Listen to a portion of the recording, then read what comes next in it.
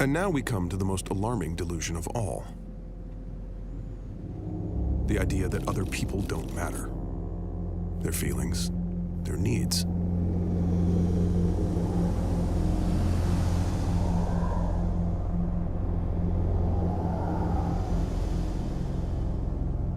Imagine a cave where those inside never see the outside world.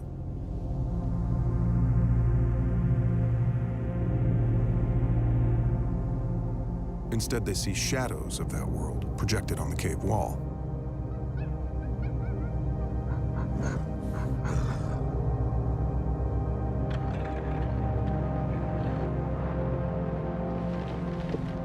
The world they see in the shadows is not the real world.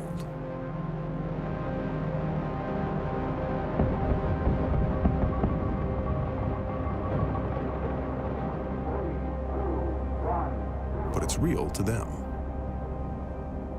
If you were to show them the world as it actually is, they would reject it as incomprehensible.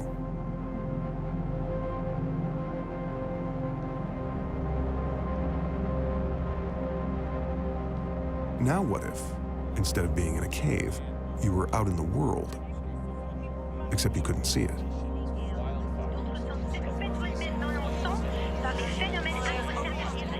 Because you weren't looking.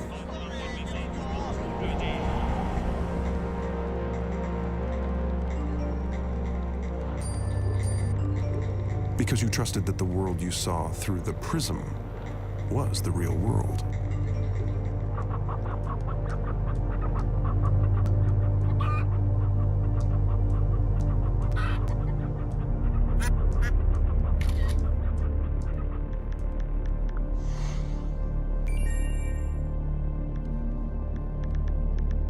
But there's a difference. You see, unlike the allegory of the cave, where the people are real and the shadows are false, here, other people are the shadows, their faces, their lives. This is the delusion of the narcissist, who believes that they alone are real.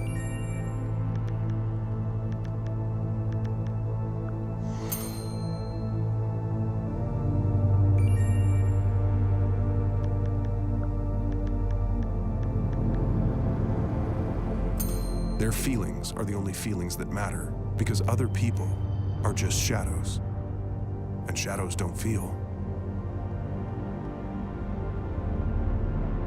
Because they're not real.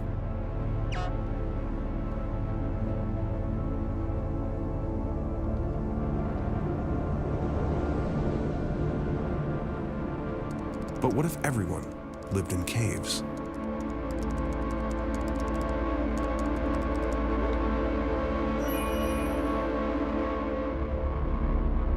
Then no one would be real. Not even you.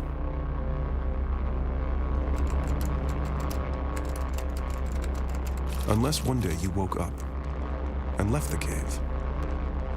How strange the world would look after a lifetime of staring at shadows.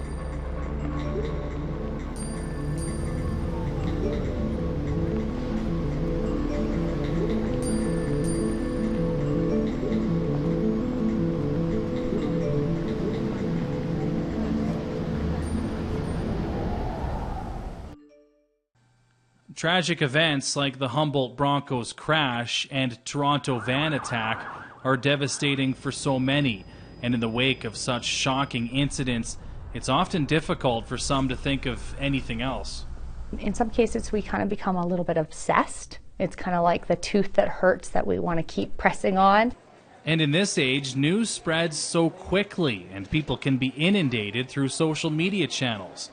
Lethbridge College instructor Marie Lanin has worked in the mental health field much of her life, and while she believes sometimes feeling connected to the bigger picture can be positive, other times it can be problematic. When it does become where it's disrupting your sleep and changing your life decisions, like you start making decisions out of fear, that's a really good point to kind of step back.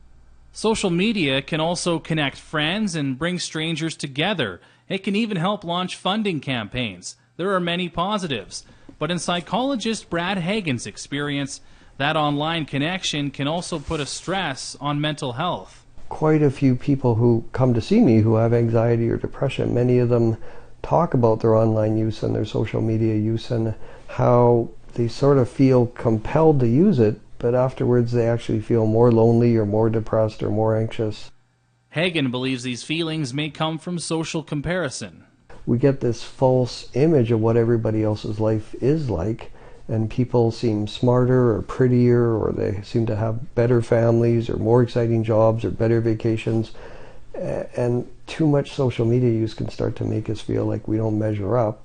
If social media is getting you down, Lanen says you might be finding ways to bounce back without even knowing it. Music and drumming and yoga. So we have a lot of built-in resiliency things that we already do, and that really helps with coping strategies.